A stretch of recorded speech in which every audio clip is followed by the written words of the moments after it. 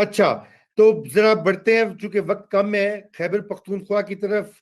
अली अमीन गंडापुर की जो बड़के हैं नई, सुल्तान राही ऑफ केपी, कल उन्होंने कहा कि मैं ये कर दूंगा, मैं वो कर दूंगा, गोली का जवाब तुम तारीख ला कर दिखाओ, ये करो। क्या इजाज भाई आपके पास क्या खबर है उसके बारे में?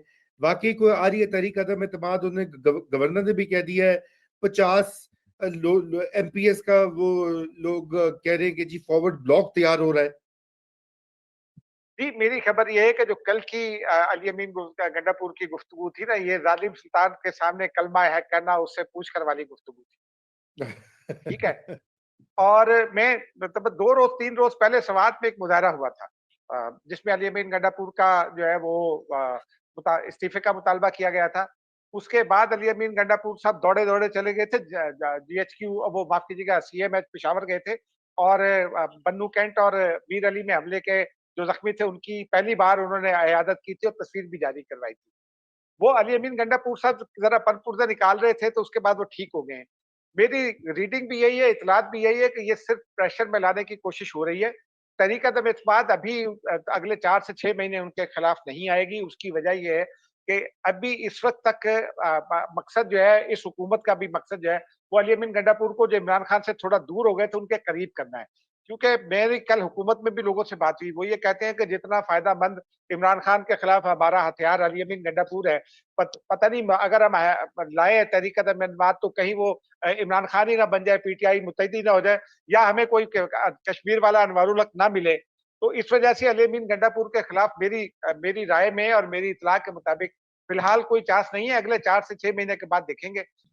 अच्छा जी इमरान, आप बताएं, आपने क्या सुना है इसके बारे में? कोई ऐसी मूव चल रही है गंडापुर के खिलाफ तहरीक अदम एतमाद की, या कोई तब्दीली मतवक्के है? चूंकि मखसूस नशिस्तें आपकी फेवरेट सुप्रीम कोर्ट ने पीटीआई से ले ली हैं। जी मैं तो रज़ा भाई, अभी जब आप इजाज़ भाई से बात कर रहे थे खैबर पख्तूनख्वा के मामले पे, तो सामने टीवी पे सवात वाक़े की फुटेज चल रही।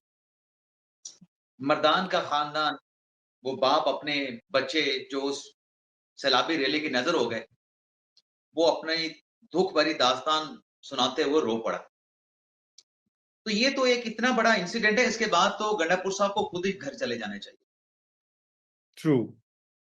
मतलब आप ये देखें कि हेलीकॉप्टर इनको नहीं मिलता। आज उसी इलाके में विज़िट करने के लिए बैरिस्टर सैफ साहब जाते हैं, हेलीकॉप्टर पे जाते हैं। उन इंसानों को, उन खानदानों को बचाने के लिए हेलीकॉप्टर नहीं था, और जवाब देते हैं जी, वो जी मौसम ठीक नहीं था।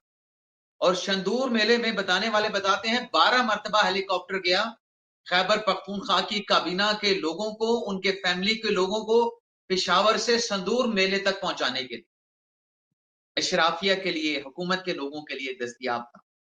तो अदम एतमाद आता है, नहीं आता। हुकूमत के पास नंबर पूरे होंगे, हुकूमत चाहेगी तो नंबर पूरे भी कर लेगी, अदम एतमाद भी ले आएगी। लेकिन ये जो अवाम का अदम एतमाद है सवात वाक़े के बाद, ये कोई पहली मर्तबा तो नहीं हुआ। हर साल रज़ा साहब ऐसा हम इंसिडेंट देखते हैं। और यकीन बिल्कुल। जाने कि ये मनाज़र, ये जो अभी जो सवात में हुआ है कि 18 लोग जो है वो पानी में बह गए, पानी की नज़र हो गए, रेले की नज़र हो गए। जब भी आप देखते हैं उन मनाज़र को, आपको दुःख होता है, आपको तकलीफ होती है। तो ये अदम एतमाद ही है।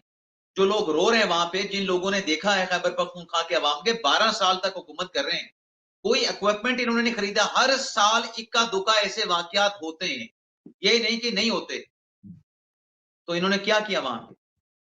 सियाह बिल्कुल। वहाँ पे जाते हैं, किसके सूबे की इकोनॉमी बेहतर होती है, पूरे मुल्क से जाते हैं, सिंध से जाते हैं, इस्लामाबाद से जाते हैं, पंजाब से जाते हैं, नारायण जाते हैं, सवात जाते हैं, इकोनॉमी किसकी बेहतर होती है, रोज़गार के मौके किस सूबे के अवाम को मिलते हैं? हाँ। वहाँ पे कुछ भी नहीं। कोई फँस गया है, ठीक है, लोगों की भी गलती होती है कि वो भी अंदर चले जाते हैं पानी में, लेकिन फिर भी कोई हुकूमत की ज़िम्मेदारी भी है कि नहीं है? या सिर्फ सौ ये कह देना कि हमारी रेस्क्यू की टीम 19 मिनट में वहाँ पे पहुँच गई थी, उस रेस्क्यू की टीम के पास था क्या उस सैलाबी रैले में बचे हुए लोगों को बचाने के लिए? वो बह चुके थे। डॉक्टर्स की टीम थी, मेडिकल की टीम जी, थी, वो उनके पास ना कोई एक वकील बचने थी। वाले एक बचने वाले की वीडियो आई है ना? वो जो एक साहब जिन 3 लोगों को बचाया गया, उनमें से आज एक साहब की वीडियो आई है, उन्होंने बताया है कि 1 घंटा 20 मिनट के बाद पहली बार आए, फिर दोबारा 19 मिनट के बाद आए और उन्होंने कहा साढ़े को तो कुछ नहीं हैगा।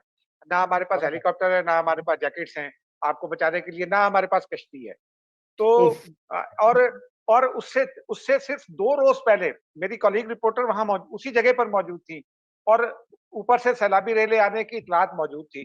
तो वहां डीसी क्या कर रहा था, वहां इंतजामिया क्या कर रही थी, वहां एनडीएम में क्या कर रही थी, वो जो मकामी एमपी है वो सुने वो उसकी गाड़ी लेकर कुछ लोग इस्लामाबाद घूमने आए हुए थे।